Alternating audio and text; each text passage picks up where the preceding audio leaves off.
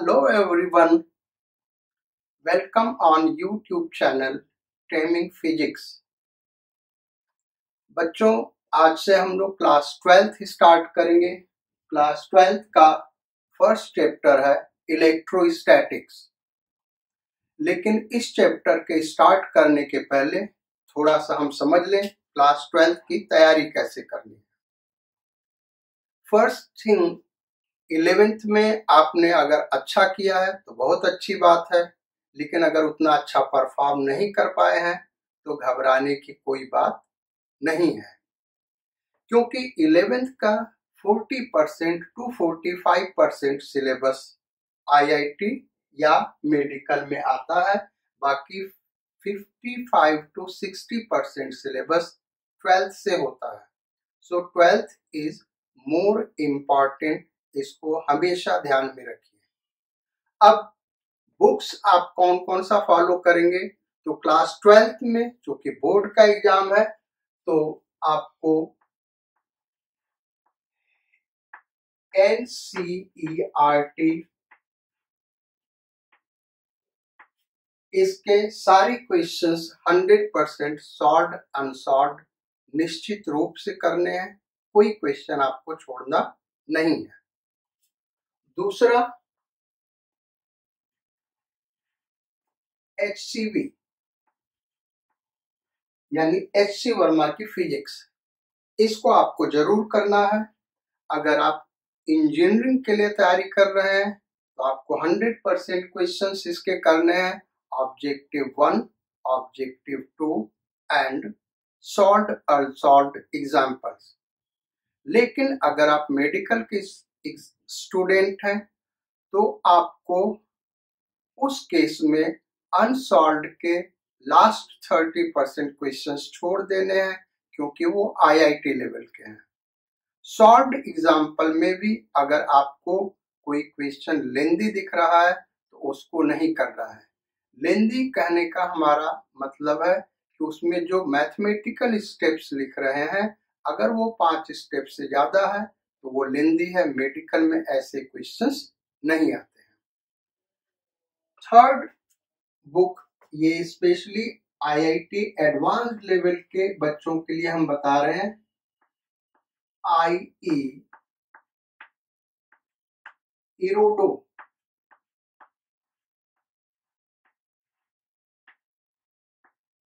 इस बुक का करीब करीब 60% क्वेश्चंस आपको करने हैं। अब कौन से क्वेश्चंस करने हैं, कौन से नहीं करने हैं, क्योंकि उसका स्टैंडर्ड हाई है, तो करीब करीब 40% क्वेश्चंस उसके आईआईटी के सिलेबस के बाहर के हैं। मेडिकल के बच्चों का कोई लेना देना नहीं इससे। तो वो 40% क्वेश्चंस कौन से छोड़ने हैं ये हम आपको बताएंगे। I will help it out. Then fourth,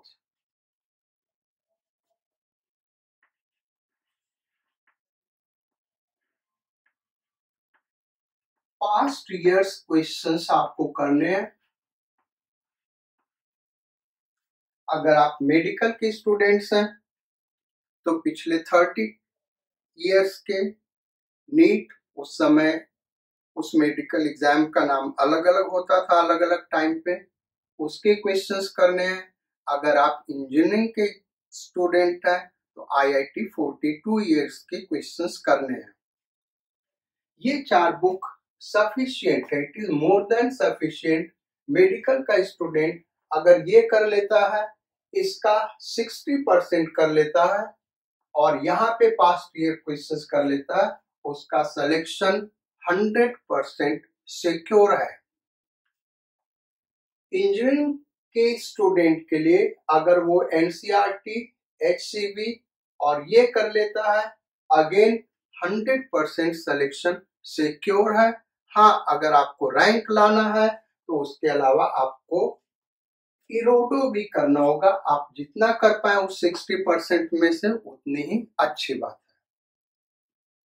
जब हम लोग पढ़ रहे होंगे, आपको चैप्टर वाइज सिस्टमेटिक पढ़ना है, थियरी पे, कॉन्सेप्ट्स पे ज्यादा जोर देना है। अगर आप ये सोचें कि हम कॉन्सेप्ट्स को न्यूमेरिकल के थ्रू समझेंगे, ये कभी नहीं होगा। आप 1000 न्यूमेरिकल्स कर लें या थियरी कॉन्सेप्ट को अच्छे से समझ के 10 न्यूमेरिकल कर लें, दोनों बराबर हैं। तो इस चीज को आप जरूर ध्यान में रखिएगा। अब इतना करने के बाद नेक्स्ट जो हम कह रहे हैं, 11th में क्या हुआ क्या नहीं हुआ उसको भूल जाइए, जो बीत गई उसको भूल जाइए, आगे की सुध लेना है हमको।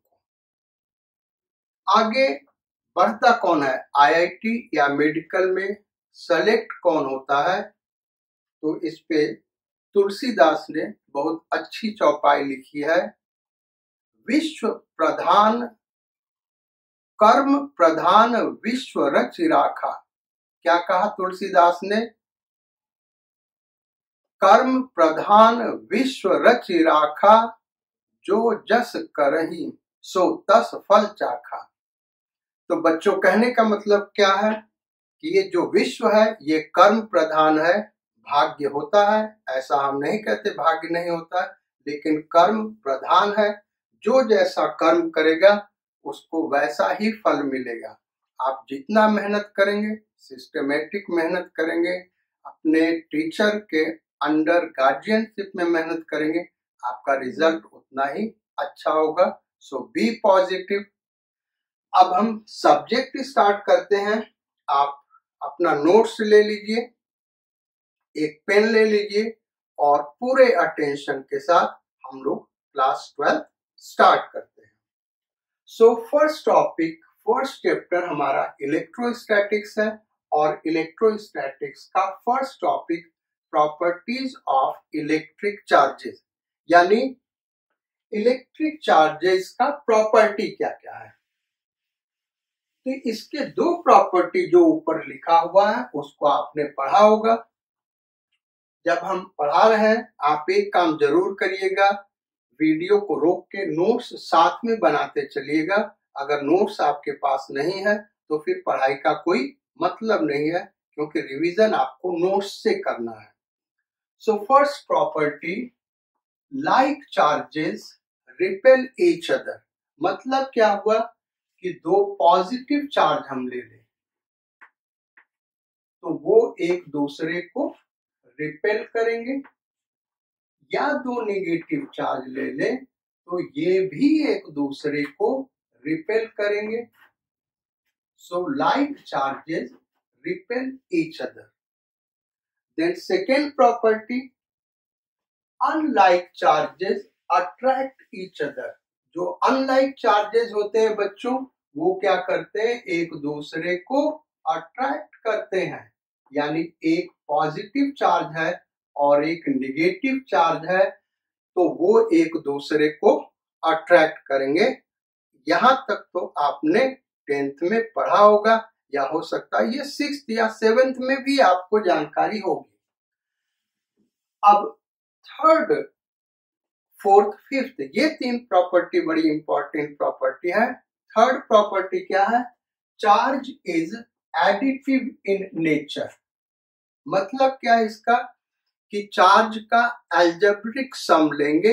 अगर किसी बॉडी पे हम डिफरेंट चार्ज दे रहे हैं, Q1, Q2 माइनस Q3, तो उस बॉडी पे नेट चार्ज कितना होगा।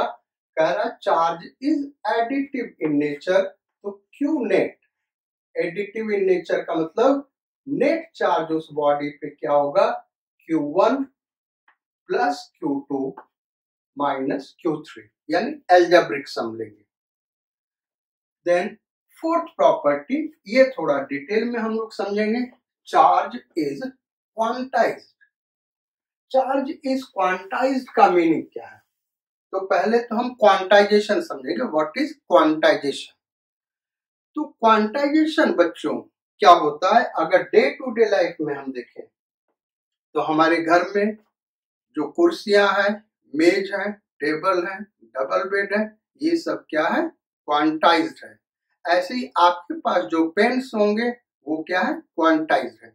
यानी आपके पास 1, 2, 3, 4, 5 पेन होंगे इस तरीके से, यानी 1 के मल्टीपल में होंगे। क्या होंगे भाई, 1 के मल्टीपल में होंगे। 1.5 पेन किसी भी बच्चे के पास नहीं होगा।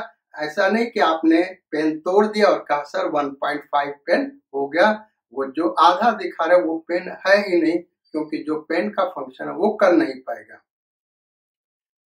तो इस तरीके से फ्रैक्शन में नहीं हो सकता, ये क्वांटाइज्ड का मतलब है। अब क्वांटाइज्ड के मीनिंग को थोड़ा डिटेल में समझें। डिटेल में यह है कि अगर सर्टेन अमाउंट है और उसी के मल्टीपल में कोई चीज हो सकता है, तो हम कहते हैं कि वो चीज, वो फिजिकल क्वांटिटी क्या है, क्वांटाइज्ड है।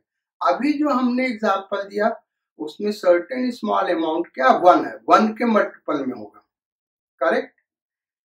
ऐसे ही पैसे क्वांटाइज्ड है। अभी आज के तारीख में ऐसा हम उम्मीद करते हैं कि 1 रुपए से कम का सिक्का नहीं चलता है, तो अब 75 पैसे का कोई मतलब नहीं है, 75 पैसे या 150 पैसे का कोई मतलब नहीं है। पैसे हो कितने सकते हैं, 100 पैसे, 200 पैसे, 300 पैसे, बीच में कोई पैसा नहीं हो सकता। यानी पैसा क्या है, क्वांटाइज्ड है, 100 के मल्टीपल में होगा। तो मेज कुर्सी 1 के मल्टीपल में है, पैसा 100 के मल्टीपल में है। ऐसे ही चार्ज ई के मल्टीपल में होगा।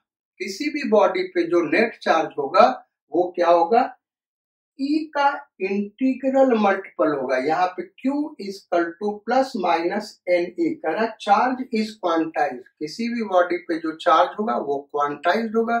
मतलब क्या हुआ, उस बॉडी पे चार्ज पॉजिटिव या नेगेटिव होगा वो एन ई के बराबर होगा, जहां एन इंटीजर है और ई क्या है, magnitude of charge on electron. Basically electron पे मिनिमम चार्ज होता है, तो उसी का इंटीग्रल मल्टीपल होगा। इसी को हम क्या कहते हैं, क्वांटाइजेशन ऑफ चार्ज। अब इसको डिटेल में थोड़ा समझते हैं कि चार्ज क्वांटाइज्ड होता क्यों है किसी बॉडी पे। तो किसी बॉडी को अगर नेगेटिवली चार्ज करना है तो हम क्या करेंगे, उस बॉडी को चार्ज देंगे, 1 इलेक्ट्रॉन देंगे। भी किसी बॉडी को अगर हमको नेगेटिवली चार्ज करना है बच्चों, तो हम क्या करेंगे, उसको इलेक्ट्रॉन देंगे, उसके अलावा और कोई तरीका नहीं है। तो जब हम इलेक्ट्रॉन देंगे तो 1 इलेक्ट्रॉन, 2 इलेक्ट्रॉन, 3 इलेक्ट्रॉन ऐसे ही दे सकते हैं।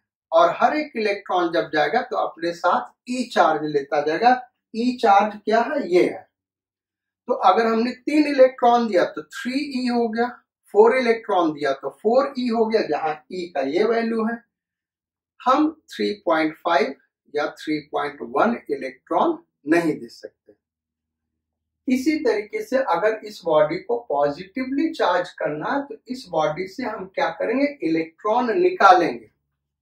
अब इलेक्ट्रॉन किसी बॉडी से अगर हम निकालेंगे, अगेन इंटीजर्स में ही इलेक्ट्रॉन निकल सकता है। इंटीजर्स मतलब होल नंबर में, तो होल नंबर में ही निकल सकता है। 1 इलेक्ट्रॉन, 2 इलेक्ट्रॉन, 3 इलेक्ट्रॉन ऐसे निकलेगा। तो जब इलेक्ट्रॉन निकलेगा तो हर इलेक्ट्रॉन की वजह से इतना चार्ज वहां पे कम हो जाएगा, नेगेटिव चार्ज, यानी इतना ही पॉजिटिव चार्ज आ जाएगा। इस तरीके से अगर हमने 1 इलेक्ट्रॉन लिया या दिया तो जो चार्ज बॉडी पे होगा 1.6 into 10 to the power minus 19 coulomb. अब 1 इलेक्ट्रॉन के बाद फिर 1 इलेक्ट्रॉन निकाले, यानी 2 इलेक्ट्रॉन निकालने या दे दे, क्योंकि बीच में तो कोई इलेक्ट्रॉन 1.5, 1.3 नहीं कर सकते। तो दूसरा जो बॉडी पे चार्ज पॉसिबल है 3.2 into 10 to the power minus 19 coulomb. ऐसे ही आगे हम कह सकते हैं 4.8 into 10 to the power minus 19 coulomb.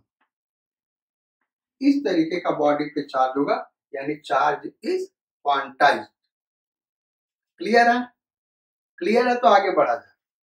चलिए भाई, तो अब लास्ट प्रॉपर्टी चार्ज की हम देखते हैं। लास्ट प्रॉपर्टी क्या कर रहा है, net charge on an isolated system. एक आइसोलेटेड सिस्टम पर, आइसोलेटेड मतलब उसका दुनिया के किसी भी दूसरे ऑब्जेक्ट से कोई कनेक्शन नहीं है। कनेक्शन नहीं है का मतलब वो किसी भी दूसरे ऑब्जेक्ट से चार्ज का आदान प्रदान या फिर एक्सचेंज नहीं कर सकता है।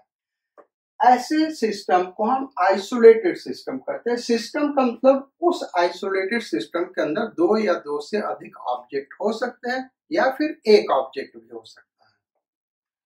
तो net charge on an isolated system is conserved, यानी आइसोलेटेड सिस्टम पे जो नेट चार्ज है वो कंजर्व्ड है, यानी वो कांस्टेंट है।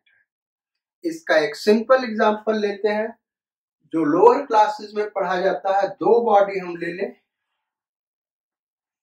एक दूसरे के साथ दूर दूर रखे गए हैं, एक पे पॉजिटिव चार्ज है, एक पे नेगेटिव चार्ज है। यहाँ पॉजिटिव चार्ज हमने ले लिया 10 माइक्रो कूलम और यहाँ पे ले लिया -7 माइक्रो कूलम।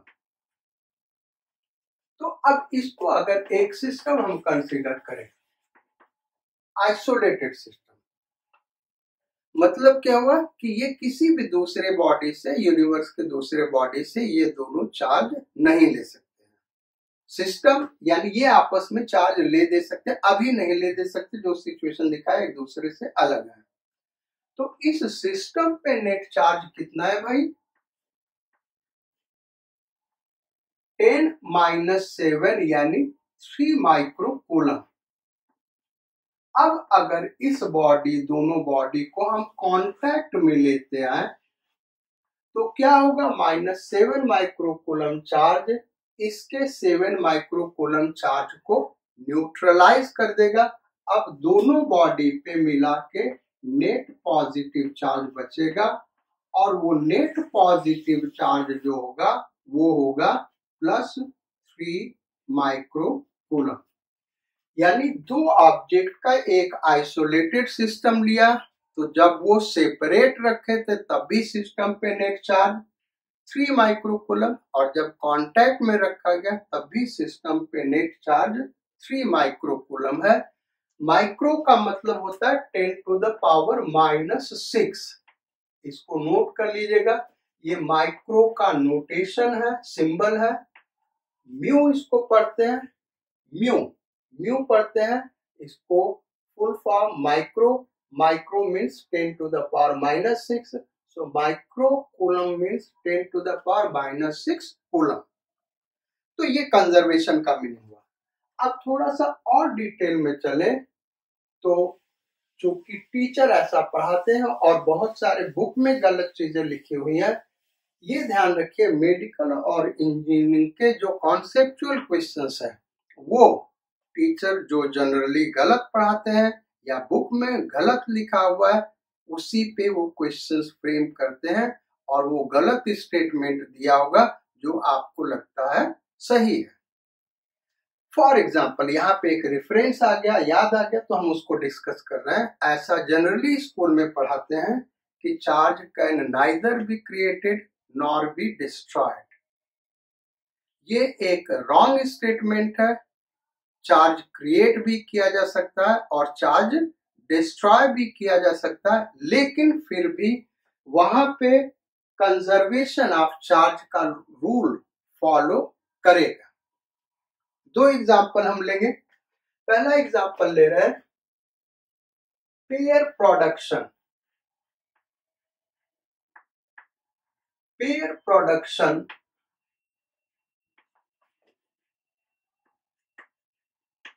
एक ऐसा फिनोमिनॉन है जिसपे प्योर एनर्जी यानी फोटोन को हम प्योर एनर्जी का फॉर्म मानते हैं। प्योर एनर्जी मास में कन्वर्ट हो जाता है। बेसिकली जो चीज हम डिस्कस करने जा रहे हैं वो आइंस्टाइन का एक फार्मूला है, मास एनर्जी इक्विवेलेंस, उस पे डिपेंड करता है। यहाँ पे टोटल एनर्जी अगर डेल्टा एम मास एनर्जी में कन्वर्ट होगा तो इतना एनर्जी प्रोड्यूस होगा। ये अगर केजी में है और ये speed of light in free space कितना भाई 3 × 10⁸ मीटर पर सेकेंड। ऐसे हम यूनिट में पुट करते हैं तो ये हमको जूल में मिलेगा। या फिर delta m is equal to e upon c square, यानी एनर्जी को मास में भी कन्वर्ट कर सकते हैं। इस फार्मूले को मास एनर्जी इक्विवेलेंस कहते हैं। इसी फार्मूले के अकॉर्डिंग एनर्जी मास में कन्वर्ट हो जाता है, यानी पार्टिकल में कन्वर्ट हो जाता है, और पार्टिकल एनर्जी में कन्वर्ट हो जाता है। तो ये क्लियर है भाई, ये डेल्टा एम केजी में, यहां एनर्जी जूल में, और यहां ये जो सी है बेटा, सी स्क्वायर नहीं, केवल C, this is speed of light in free space, that is 3 into 10 to the power 8 metre पर सेकेंड। ये फार्मूला क्या कहता है कि डेल्टा एम मास अगर डिस्ट्रॉय हो गया तो इतनी एनर्जी क्रिएट होगी, यहां वैल्यू पुट कर दो, मिल जाएगा। और दूसरा, अगर हम एनर्जी को मास में कन्वर्ट करें तो डेल्टा एम मास ई एनर्जी से कितना मास क्रिएट होगा, ये मास क्रिएट होगा। प्योर एनर्जी, अगर प्योर एनर्जी फोटोन है, वो किसी तरीके से मास में कन्वर्ट हो रहा है, जैसे ये पेयर प्रोडक्शन है, तो इतना मास क्रिएट होगा। अब हम इसको डिस्कस करते हैं। तो पेयर प्रोडक्शन क्या करा कि फोटोन सर्टेन कंडीशन में पार्टिकल और एंटी पार्टिकल में कन्वर्ट होता है।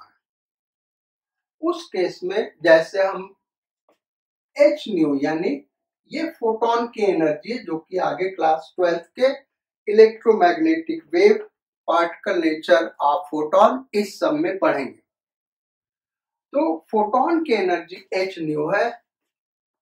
सर्टेन कंडीशन में ये इलेक्ट्रॉन, सिंबल इलेक्ट्रॉन का, और पॉजिट्रॉन में कन्वर्ट हो जाता है।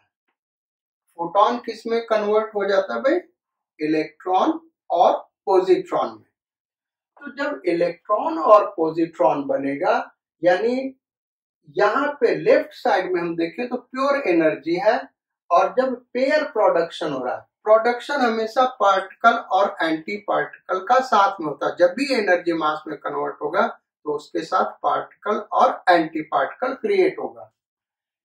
पॉजिट्रॉन इलेक्ट्रॉन का एंटी पार्टिकल है, या हम ये कह सकते हैं इलेक्ट्रॉन पॉजिट्रॉन का एंटी पार्टिकल है। तो जब फोटोन इलेक्ट्रॉन और पॉजिट्रॉन में कन्वर्ट हो रहा है, लेफ्ट साइड में हम देखें तो फोटोन पे नेट चार्ज क्या होता है, 0, फोटोन पे कोई चार्ज नहीं होता। इस पेयर प्रोडक्शन के बाद अगर हम देखें तो क्या हो रहा है, नेट चार्ज अभी भी 0 है, क्योंकि यहाँ पे जो चार्ज है इलेक्ट्रॉन पे -1.6 into 10 to the power -19 coulomb, और पॉजिट्रॉन पे कितना चार्ज है बेटा, उतना ही पॉजिटिव चार्ज है, 1.6 into 10 to the power -19 coulomb. ठीक है भाई। दूसरा एग्जांपल जो हम लेंगे, मास एनहिलेशन। वहां पे, यहाँ पे आपने देखा चार्ज क्रिएट हुआ, वहां पे चार्ज डिस्ट्रॉय होता है, लेकिन कंजर्वेशन दोनों में हो रहा है। यहाँ पे भी before pair production net charge 0, after pair production net charge 0, लेकिन चार्ज क्रिएट हुआ। मास एनहिलेशन,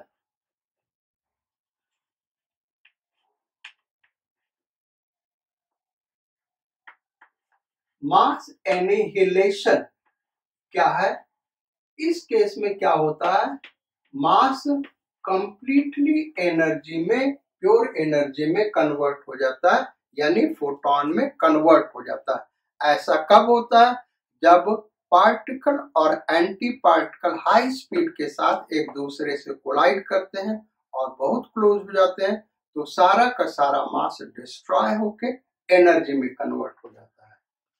तो वो मास एनहिलेशन, यानी इलेक्ट्रॉन और पॉजिट्रॉन, ये कन्वर्ट किस में हो जाता है भाई? फोटोन में, फोटोन में कन्वर्ट हो जाता है। अब यहाँ पे हो क्या रहा है, जस्ट बिफोर मास एनिहिलेशन कितना नेट चार्ज है? 0। आफ्टर मास एनिहिलेशन जब फोटॉन्स क्रिएट हो गए तो अगेन नेट चार्ज क्या? 0। सो ये मास एनिहिलेशन बेसिकली ये जब भी होगा इसमें 2 फोटॉन क्रिएट होंगे, उसका रीजन है for conservation of linear momentum. Linear momentum का कंजर्वेशन आगे हम लोग पढ़ेंगे, आगे नहीं पढ़ेंगे, वो 11th में हम लोगों ने पढ़ा होगा। कहाँ पढ़ा होगा? या तो आपने लॉज ऑफ मोशन में पढ़ा होगा या तो system of particle and collisions में पढ़ा होगा। तो ये हो गया। अब आगे की अगर हम बात करें, ये तो प्रॉपर्टीज ऑफ इलेक्ट्रिक चार्ज हो गया। नेक्स्ट टॉपिक अगर हम स्टार्ट करें तो नेक्स्ट टॉपिक हमारा क्या आता है भाई? Coulomb's law. कूलम्ब्स लॉ की बात करते हैं। बेसिकली कूलम्ब्स लॉ का स्टेटमेंट क्या है? स्टेटमेंट बोर्ड पे लिखा हुआ है बच्चों। कूलम्ब्स लॉ क्या कहता है कि अगर 2 पॉइंट चार्ज हैं, वो लाइक हो सकते हैं या अनलाइक हो सकते हैं। चार्ज Q1, Q2 और उनके बीच का separation R. So it states that electrostatic force acting between 2 point charges is directly proportional to the product of their charges and inversely proportional to the square of distance between them. It acts along the line joining the 2 charges. यानी इस दोनों charge को join कर दें, इसी line के along electrostatic force act करेगा। अब Q2 पे किधर फोर्स लगेगा? तो दोनों लाइक चार्ज है, रिपल्सिव फोर्स होगा, यानी एक दूसरे से दूर जाएंगे, तो Q2 पे फोर्स इधर लगेगा, इसको हमने नाम F दे दिया। फोर्स किस पे लग रहा है भाई? Q2 पे, किसके वजह से? Q1 के वजह से। और Q1 पे Q2 के वजह से जो फोर्स लगेगा वो इस डायरेक्शन में लगेगा। According to Newton's third law, दोनों force equal in magnitude and opposite in direction होंगे। अब यहाँ पे प्रोपोर्शनैलिटी कांस्टेंट अगर हम पुट करें तो इसका प्रोपोर्शनैलिटी कांस्टेंट होता है 1/4 पाई एप्सिलॉन, जहां पे एप्सिलॉन परमिटिविटी ऑफ मीडियम है जिसमें दोनों पॉइंट चार्ज रखे हुए हैं। अगर वो मीडियम नहीं दिया है तो हम मान के चलेंगे कि वो कहां पे रखा है? फ्री स्पेस में रखा है, और यहाँ पे जो एप्सिलॉन नॉट है परमिटिविटी ऑफ फ्री स्पेस और वैक्यूम। अब परमिटिविटी किसी भी मीडियम का क्या होता है? Epsilon is equal to epsilon naught k, जहां पे के उस मीडियम का डाई इलेक्ट्रिक कांस्टेंट है। सो परमिटिविटी मीडियम क्या क्या हुआ भाई? Permittivity of free space into dielectric constant. Suppose कर लो क्वेश्चन में नहीं दिया है कि वो दोनों पॉइंट चार्ज किस मीडियम में रखे हैं, तो हम मान के चलेंगे कि वो दोनों पॉइंट चार्ज फ्री स्पेस में या वैक्यूम में रखे हैं। उस केस में एप्सिलॉन का वैल्यू क्या होगा? ये जो नोटेशन है इसको हम प्रोनाउंस करते हैं एप्सिलॉन। एप्सिलॉन और दिस इज एप्सिलॉन नॉट। तो जब पॉइंट चार्ज किस मीडियम में रखा है ये नहीं गिवन है, तो हम मान के चलेंगे कि वो फ्री स्पेस में रखा है, और फ्री स्पेस के लिए k का वैल्यू 1 होता है। तो इस तरह से हमारा फॉर्मूला हो जाएगा इलेक्ट्रोस्टैटिक फोर्स का, F is equal to 1/4 pi epsilon naught into Q1 Q2 upon R square. अब कोई भी न्यूमेरिकल सॉल्व करते वक्त हमको इस कांस्टेंट का वैल्यू पुट करना होगा, और इस कांस्टेंट का वैल्यू होता है 9 इंटू 10⁹ न्यूटन मीटर स्क्वायर पर कूलम स्क्वायर। यहां से हम देखें तो इसका यूनिट क्या होगा भाई, ये सारा चीज इधर लेते हैं तो न्यूटन मीटर स्क्वायर पर कूलम स्क्वायर। अगर एप्सिलॉन नॉट का हम वैल्यू लिखना चाहते हैं तो एप्सिलॉन नॉट का वैल्यू होगा 8.85 इंटू 10⁻⁻12। यूनिट क्या होगा, तो एप्सिलॉन नॉट इधर लेते हैं, इसको इधर लेते हैं, कूलम स्क्वायर पर न्यूटन पर मीटर स्क्वायर। ये हमारा एप्सिलॉन नॉट का वैल्यू हो गया, यानी परमिटिविटी ऑफ फ्री स्पेस। अब सवाल ये उठता है कि परमिटिविटी है क्या और डाइलेक्ट्रिक कांस्टेंट क्या है। तो बेसिकली इन दो चीजों को हम लोग आगे डिस्कस करेंगे कैपेसिटर चैप्टर में, लेकिन थोड़ा सा रफ आइडिया एक हम देना चाहते हैं आपको।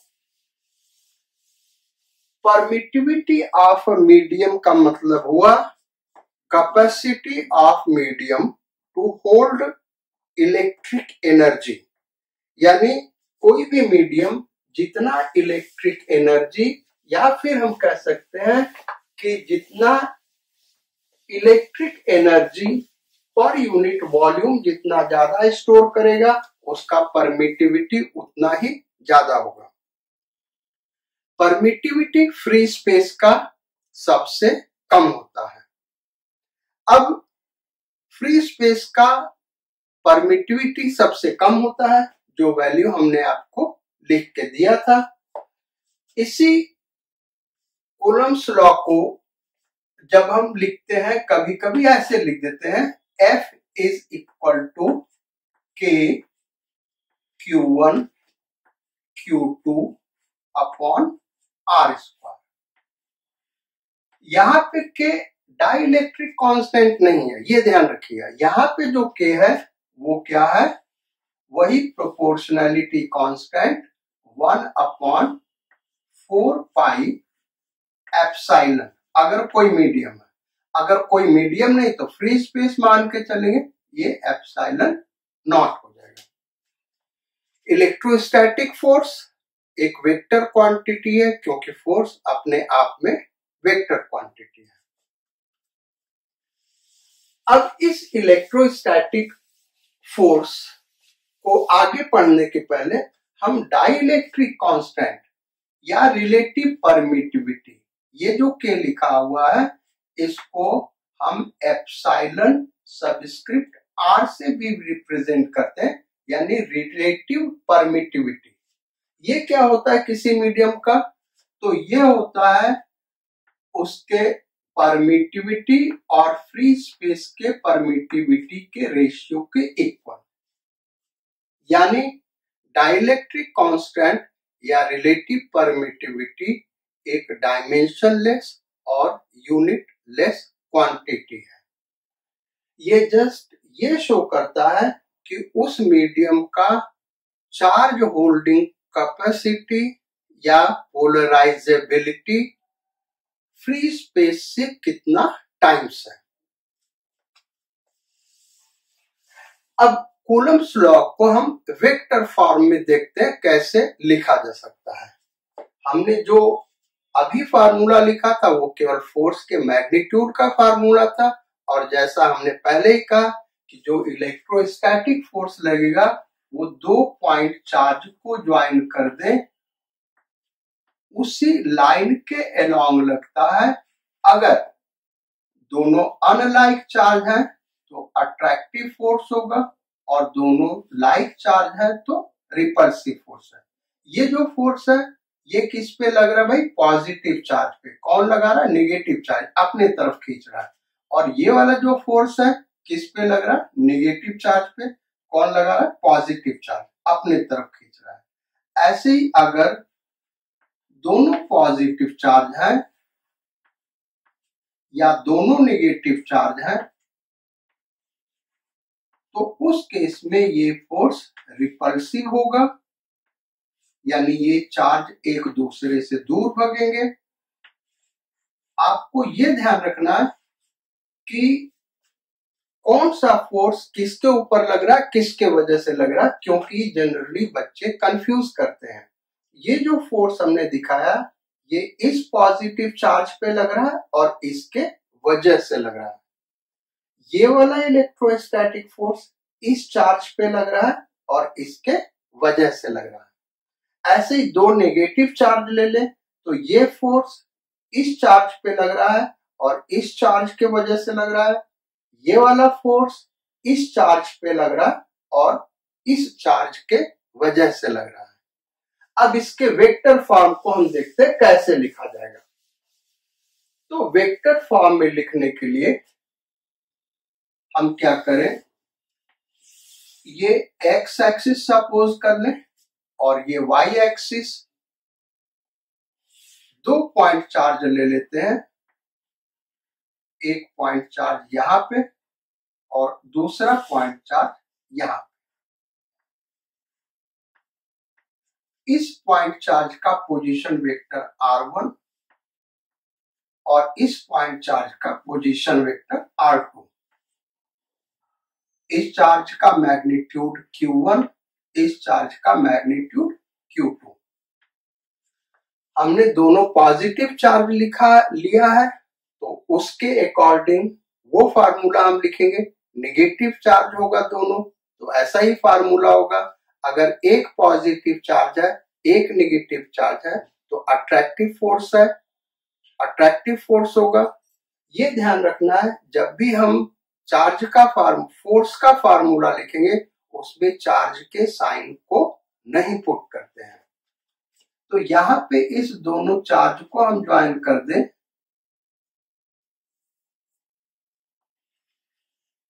यहां पे देखें तो फोर्स इधर लगेगा, यहां पे इस चार्ज पे फोर्स इधर लगेगा। इसको चार्ज 1 नाम दे दें या ए और इसको पॉइंट बी। तो ये जो फोर्स है ऑन चार्ज 1 ड्यू टू 2 और ये जो फोर्स है ऑन चार्ज 2 ड्यू टू 1। चूंकि ये वेक्टर क्वांटिटी है इसलिए हम एरो मार्क कर रहे हैं। हमको इन दोनों चार्जेस के ऊपर जो फोर्स लग रहा है उसका वेक्टर फॉर्म लिखना है। अब वेक्टर फॉर्म लिखने के लिए हम क्या करें, यहां पे लिखते हैं फोर्स F12, यानी इस फोर्स को हम लिख रहे हैं इज इक्वल टू मैग्नीट्यूड क्या होगा भाई, K Q1 Q2 upon R square. यहाँ पे के प्रोपोर्शनलिटी कांस्टेंट यानी 1/4 पाई एप्सिलॉन नॉट है। अब दोनों के बीच का डिस्टेंस क्या है, AB, तो AB स्क्वायर। और इस फोर्स का डायरेक्शन क्या है, वेक्टर B से वेक्टर A की तरफ, यानी वेक्टर BA का यूनिट वेक्टर ले लें। क्या ले लें भाई, BA के अलोंग यूनिट वेक्टर ले लें। ये वेक्टर फॉर्म हो गया। अब हमको इस AB को R1 R2 के टर्म में लिखना है। तो इसको कैसे लिखेंगे, K Q1 Q2 upon A B को बी ए लिख सकते हैं square times vector B A, unit vector B A को क्या लिख सकते हैं, vector B A upon magnitude of vector B A that is B A. तो इस तरह से ये हो गया K Q1 Q2 upon B A cube times vector B A. अब वेक्टर बी ए क्यूब क्या, वेक्टर बी ए के मैग्नीट्यूड का क्यूब है और ये वेक्टर बी ए है। वेक्टर बी ए अगर हम निकालें तो यहां हम दिखा रहे हैं vector B A is equal to vector B A is equal to vector B O. ये ओरिजिन ले लें, vector B O plus vector O A. ऐसा हमने वेक्टर चैप्टर में पढ़ा है। अगर वेक्टर आपको नहीं समझ में आता है तो हमारा जो वेक्टर का यूट्यूब लेक्चर है उसको आप देख सकते हैं। तो vector B A is equal to vector B O plus O A. अब वेक्टर बी ओ क्या है, minus vector O B plus vector O A. इसको फिर हम लिख सकते हैं vector O A minus vector O B, और वेक्टर ओ ए क्या है भाई, R1 minus vector O B क्या है, R2। तो वेक्टर बी ए आ गया। अब हम यहां कैसे लिखेंगे इसके वेक्टर फॉर्म को, K Q1 Q2 upon mod R1 minus R2 cube times vector R1 minus vector R2। ये हो गया हमारा force on charge 1 due to charge 2। इसको याद रखने के लिए ये ध्यान दीजिए, R1 minus R2 R1 minus R2। अब force on 2 due to charge 1 यानी force on B due to charge A क्या है, F21। इसको आप नोट कर लीजिए, केवल हमको सबस्क्रिप्ट चेंज करना है, यहीं से ये हो जाएगा। तो अब यहीं पे हम दिखाते हैं force on 2 due to charge 1 क्या होगा, तो K Q1 Q2 upon distance का स्क्वायर AB का स्क्वायर टाइम्स, अब इस फोर्स का क्या डायरेक्शन है, वेक्टर A से वेक्टर B की तरफ, यानी हम यहां पे क्या लेंगे, वेक्टर AB का यूनिट वेक्टर, ये डायरेक्शन रिप्रेजेंट करेगा फोर्स का। ये हो गया। इसको फर्दर हम कैसे लिख सकते हैं, वेक्टर AB अपॉन AB और यहां पे AB स्क्वायर,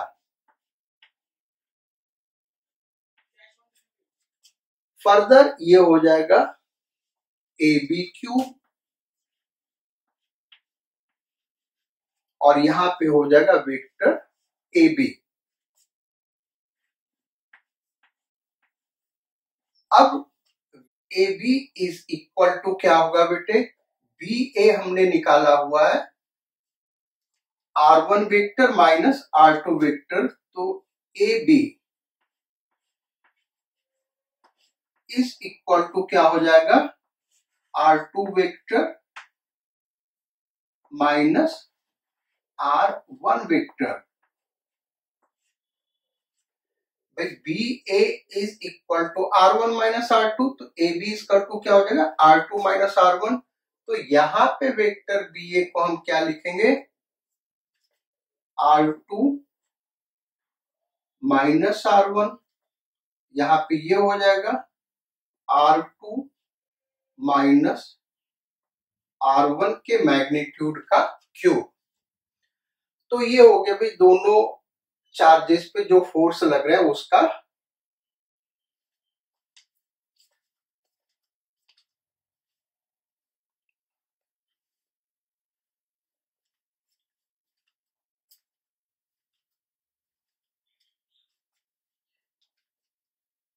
अब ए बी इक्वल टू क्या होगा, तो यहां vector B A is equal to vector R1 minus vector R2। तो vector A B equal to vector R2 minus vector R1। So यहां पे क्या हो जाएगा,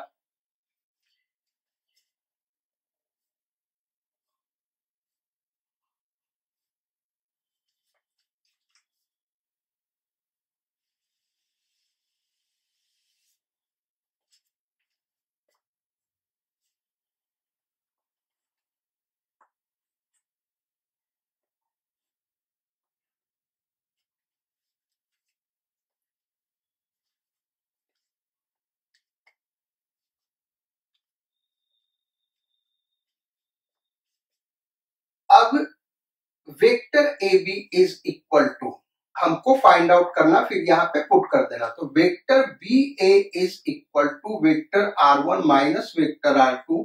सो वेक्टर ए बी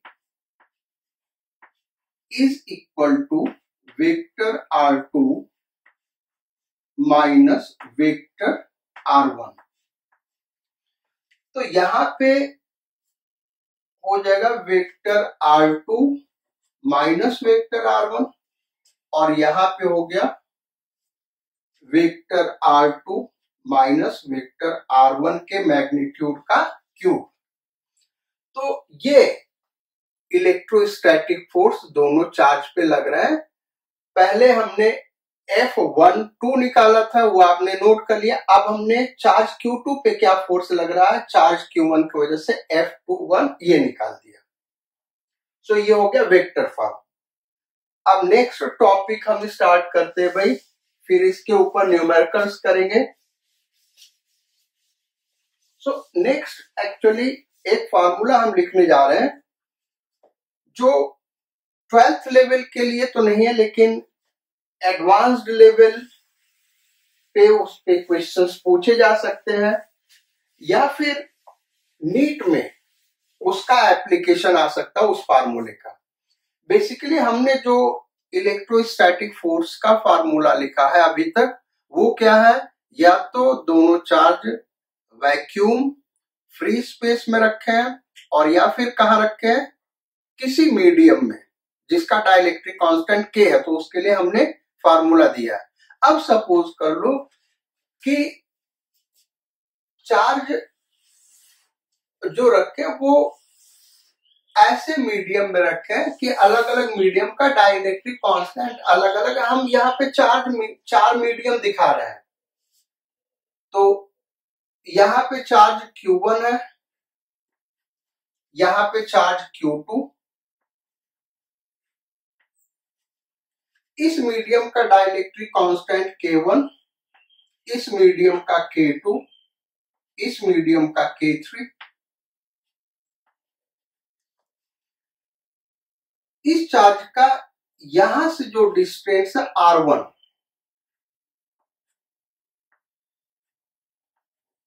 और इस मीडियम का विड्थ हो गया R2, इस मीडियम का width R3,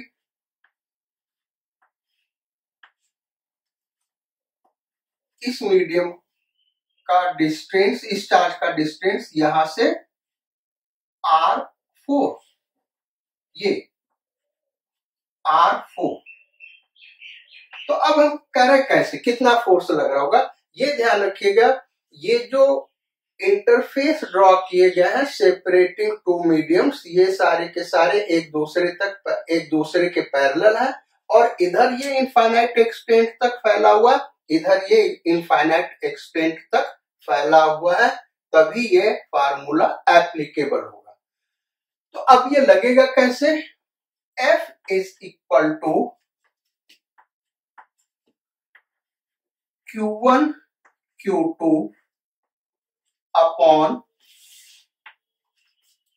under root K1 R1 plus under root K2 R2 plus under root K3 R3 plus under root K4 R4 का होल स्क्वायर। तो हमने काफी बड़ा सा फार्मूला लिख दिया, इसको जनरलाइज कर सकते हैं। अगर केवल दो मीडियम है, यहां से यहां होता तब भी एप्लीकेबल होगा। तो ये जनरल फार्मूला यानी इलेक्ट्रोस्टैटिक्स कूलॉम्स लॉ पे जो टफेस्ट क्वेश्चन बन सकता है बेटा इस फार्मूले पे, क्योंकि ये 12th में पढ़ाया ही नहीं जाता है। चलिए भाई, अब नेक्स्ट टॉपिक 2 मिनट का हम थियोरी डिस्कस करेंगे, उसके बाद न्यूमेरिकल पे आएंगे। थियोरी है कि बेसिकली इसका न्यूमेरिकल में एप्लीकेशन है, यानी इन वर्ड्स को आपको जानना चाहिए। पहला, ये चार्जिंग हम कर कैसे सकते हैं। चार्जिंग के मेथड क्या क्या हो सकते हैं, यानी हमको क्या करना, मेथड्स ऑफ चार्जिंग हम करने जा रहे हैं। Methods of charging. So first method by conduction.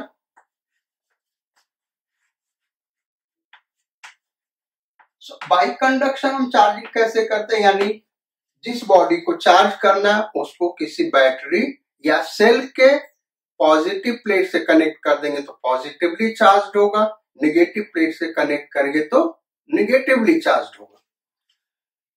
दूसरा, बाय फ्रिक्शन।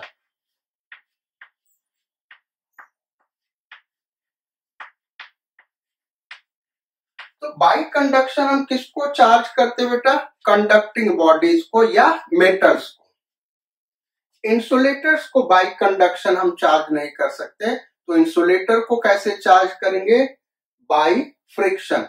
यानी दो इंसुलेटर्स को अगर आपस में रब करते हैं तो एक पे पॉजिटिव चार्ज आता है और दूसरे पे निगेटिव चार्ज आता है, जो कि क्लास 10th में या लोअर क्लासेस में आप लोगों ने पढ़ा होगा। अब डिस्कस हमको ये करना कि ऐसा होता क्यों है। बेसिकली जो दोनों नॉन कंडक्टर्स है या इंसुलेटर्स है उनका वर्क फंक्शन अलग अलग होता है। अब वर्क फंक्शन क्या है भाई, तो ये 12th में ही आप आगे के चैप्टर्स में पढ़ेंगे। थोड़ा सा हम बता देते हैं वर्क फ्रिक्शन क्या है। Work function, minimum energy required to remove an electron from the surface of an insulator। Basically conductor के लिए वो डिफाइन किया गया। तो मिनिमम एनर्जी जो रिक्वायर्ड है इलेक्ट्रॉन को रिमूव करने के लिए उसको हम वर्क फंक्शन कहते हैं। तो डिफरेंट इंसुलेटर्स का जो वर्क फंक्शन अलग अलग है। जब हम रब करते हैं दो सरफेस को तो उनके ऊपर वर्क होता है, वो इलेक्ट्रॉन्स एनर्जी गेन करते हैं। जिनका वर्क फंक्शन कम होता है जिन सरफेस का, वहां से इलेक्ट्रॉन बाहर निकल जाता है और बाहर निकल के दूसरे सरफेस पे चला जाता है जिनका वर्क फंक्शन ज्यादा है। तो इस तरीके से बाय फ्रिक्शन दो इंसुलेटर्स चार्ज किए जा सकते हैं। Then third, photo electric effect, photo electric effect, इसको भी आप क्लास 12th में आगे के चैप्टर में पढ़ेंगे। इसमें क्या होता है भाई, किसी सरफेस पे जब हम लाइट डालते हैं सर्टेन फ्रीक्वेंसी की, तो वो वहां से इलेक्ट्रॉन निकलने लगता है बाहर की तरफ, तो इस तरीके से हम चार्ज कर सकते हैं। देन फोर्थ, बाय हीटिंग, जब किसी ऑब्जेक्ट को हम हीट करते हैं तो उसके जो मॉलिक्यूल्स है या एटम्स है एनर्जी गेन करते हैं, इलेक्ट्रॉन्स की भी एनर्जी गेन होती है। एक सर्टेन टेम्परेचर पे इलेक्ट्रॉन सफिशिएंट एनर्जी गेन कर लेता है और वो वहां से बाहर निकल जाता है। इसको हम थर्मो आयनिक एमिशन कहते हैं। बाय हीटिंग में थर्मो आयनिक एमिशन, यानी हीट करने से वो आयन में कन्वर्ट हो रहा है क्योंकि इलेक्ट्रॉन बाहर निकल रहा है। देन फिफ्थ, बाय इंडक्शन,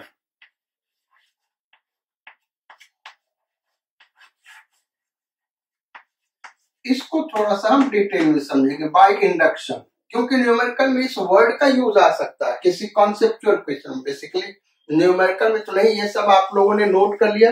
अब इंडक्शन होता क्या है, जैसे कोई यहां पे हमने ऑब्जेक्ट ले लिया, एक इंसुलेटर पे इसको हमने रख दिया।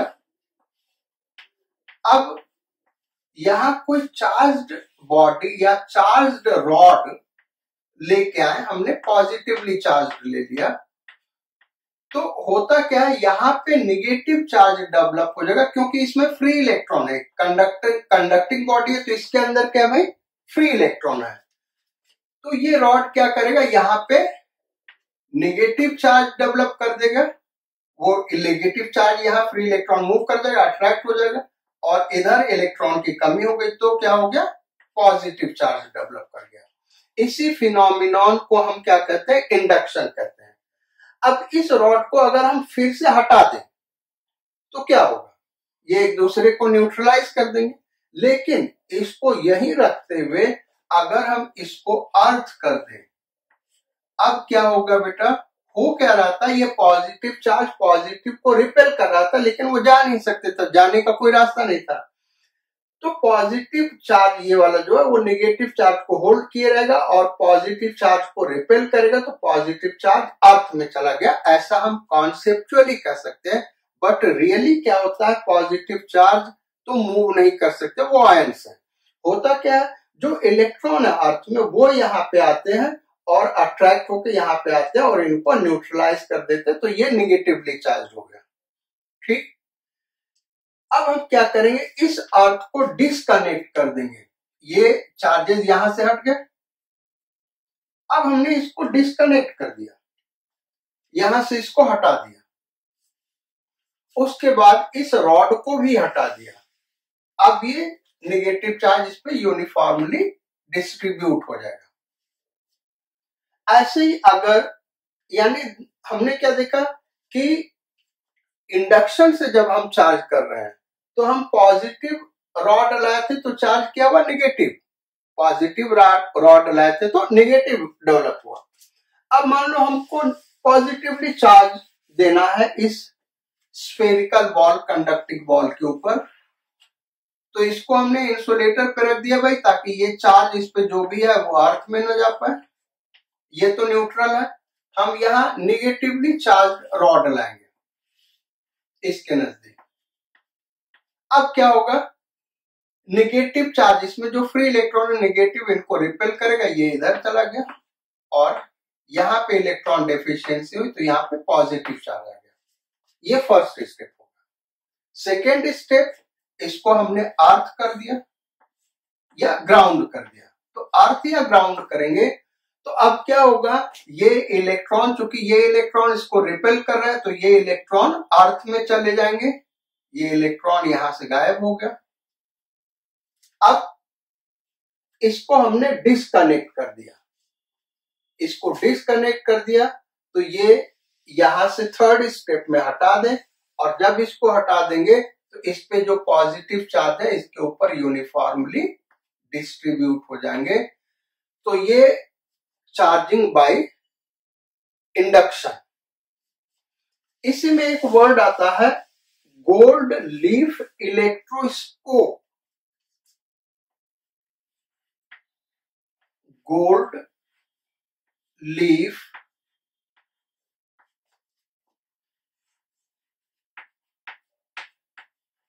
इलेक्ट्रोस्कोप। क्या है भाई गोल्ड लीफ इलेक्ट्रोस्कोप? एक ग्लास का बॉक्स है, इसके अंदर यहाँ पे एक मेटल वायर है जिसपे गोल्ड का लीफ हैंग किया गया है, और यहाँ पे एक मेटल बॉल होता है। गोल्ड लीफ इलेक्ट्रोस्कोप का यूज क्या है? इससे हम चेक कर सकते हैं कि किसी बॉडी पे पॉजिटिव चार्ज है या नेगेटिव चार्ज है। वो कंडक्शन के थ्रू भी कर सकते हैं, इंडक्शन के थ्रू भी कर सकते हैं। हम दो एक्सपेरिमेंट दिखा रहे हैं, वैसे बहुत सारे एक्सपेरिमेंट हो सकते हैं। अगर ये लीफ ऐसे है यानी इस पे कोई चार्ज नहीं है, अगर ये लीफ इस तरीके से है इसका मतलब ये लीफ ऑलरेडी चार्ज्ड है। कौन सा चार्ज है ये हम नहीं बता सकते, क्योंकि पॉजिटिव चार्ज होगा इस लीफ के ऊपर। गोल्ड का लीफ है, ये पतली सी पन्नी है, तब भी एक दूसरे को रिपेल करेंगे, एक दूसरे से दूर जाएंगे, और नेगेटिव चार्ज होगा तब भी एक दूसरे से दूर जाएंगे। तो हम तो नहीं बता सकते पॉजिटिव चार्ज है या नेगेटिव चार्ज है, लेकिन हम चेक करना चाहते हैं कि इस पे कौन सा चार्ज है। तो हम क्या करें, यहां पे पॉजिटिवली चार्ज्ड रॉड लेते हैं। अब इसको हमने टच करा दिया, यहां पे क्या करा दिया बेटा? टच करा दिया। जब टच करा दिया तो दो घटना घट सकती है, या तो ये फर्दर एक दूसरे से दूर चला गया, और फर्दर दूर चला गया यानी इस पे क्या है? पॉजिटिव चार्ज, क्योंकि इसको जब हम यहां कर रहे हैं तो पॉजिटिव चार्ज इस पे जाएगा, और पॉजिटिव चार्ज जाएगा तो ऑलरेडी पॉजिटिव चार्ज होगा, तभी ये रिपेल करेगा एक दूसरे को और रिपेल करेगा, तो पॉजिटिव चार्ज है।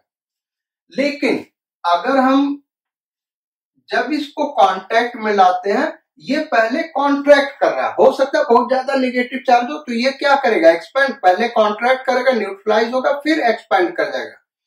तो अगर कॉन्ट्रैक्ट कर रहा है इसको यहां पे लाने पे, इसका मतलब इस पे क्या है? निगेटिव चार्ज है।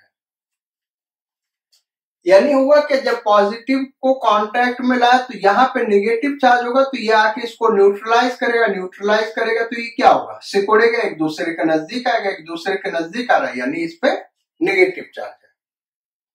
ये तो बाय कंडक्शन एक्सपेरिमेंट हुआ, यानी हमने टच करा।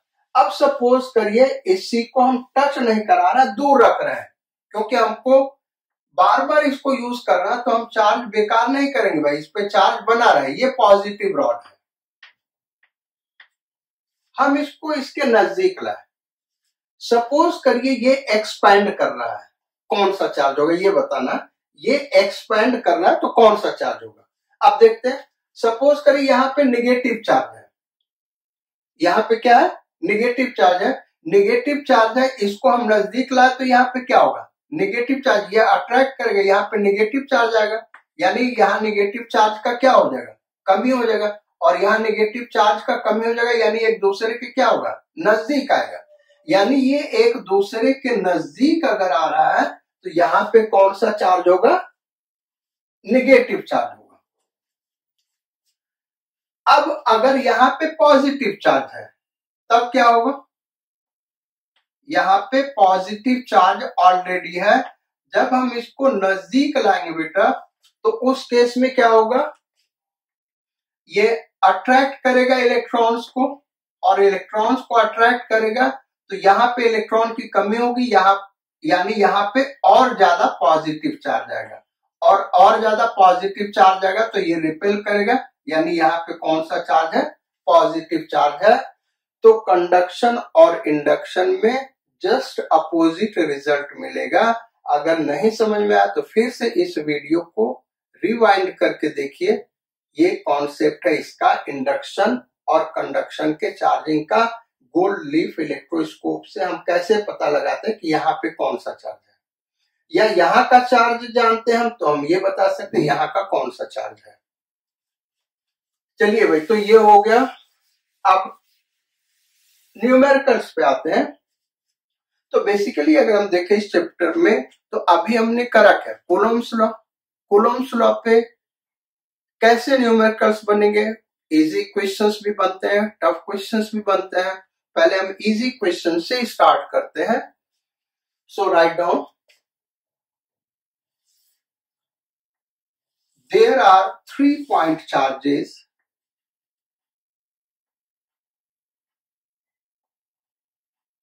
each 10 microcoulomb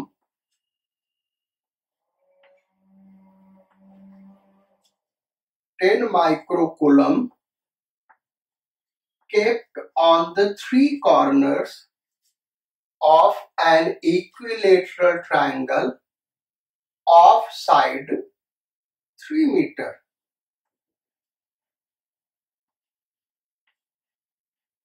Find out net electrostatic force acting on any one charge due to others.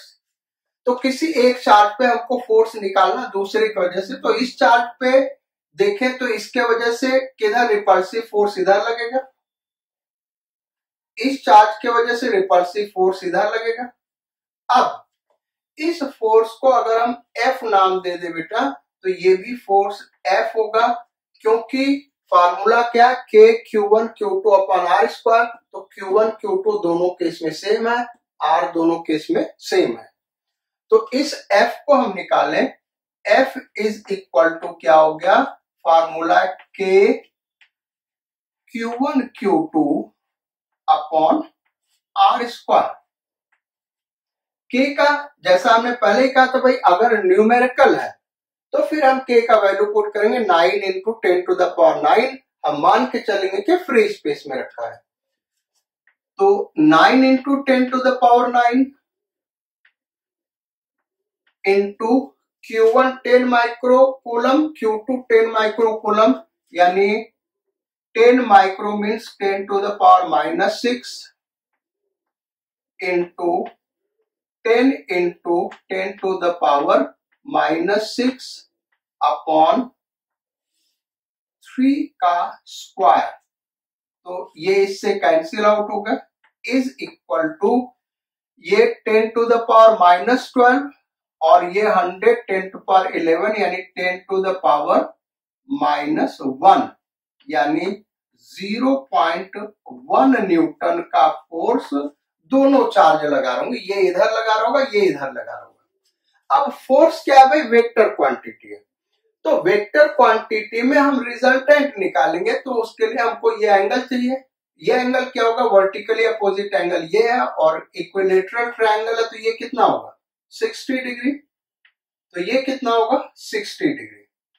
अब रिजल्टेंट का फार्मूला लगा दें, तो F net is equal to under root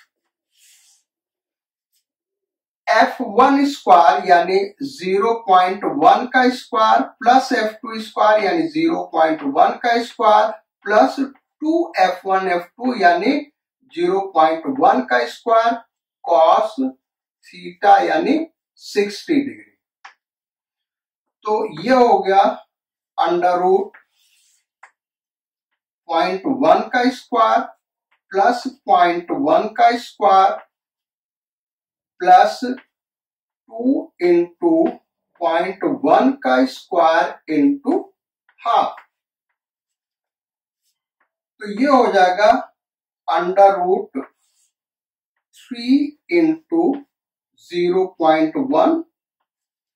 भाई ये हाफ कैंसिल आउट हो गया ना, तो 0.1 का स्क्वायर प्लस 0.1 का स्क्वायर प्लस 0.1 का स्क्वायर क्या हो गया 3 इंटू 0.1 का square. So it is √3 into 0.1 यानी it is 0.7 by √3 क्या होता है 1.732 तो 1.732 डिवाइडेड बाय इंटू 0.1 से मल्टीप्लाई कर देंगे तो ये आ जाएगा। तो this will be net force acting on this. मतलब क्या बेटा कूलम्ब्स लॉ के एप्लीकेशन पे अगर हमको क्वेश्चंस करने हैं तो हमको वेक्टर का कंप्लीट नॉलेज होना चाहिए। सो वेक्टर के एडिशन यानी रिजल्टेंट निकालने का फार्मूला और रिजोल्यूशन से कभी कभी रिजॉल्व करके भी रिजल्टेंट हम निकालते हैं जो कि जनरली 12th में करेंगे। तो ये दोनों फार्मूला आप अच्छे से करके आइए। नेक्स्ट टर्न यानी कल हम न्यूमेरिकल से इसके आगे स्टार्ट करेंगे। So till then you study hard, do hard labor, and we will meet again next turn. Okay, thank you.